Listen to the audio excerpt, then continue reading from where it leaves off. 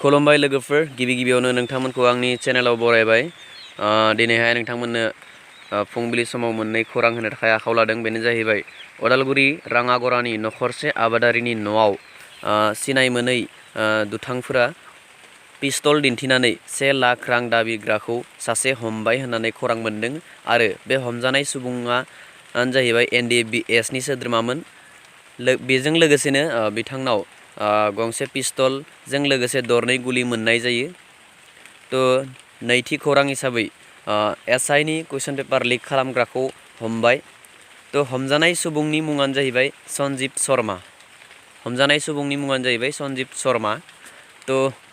दिनैनि आंनि होनो गोनां खौराङा बेनोमोन। नोंथांमोना भिडिअखौ नायनानै मोजां मोनदोंबा लाइक, कमेन्ट, शेयार आरो चेनेलाव जुदि गोदानै फैदों अब्ला चेनेलखौ साबस्क्राइब खालामलां। दिनैनि थाखाय बेखिनियानोसै। बाय बाय।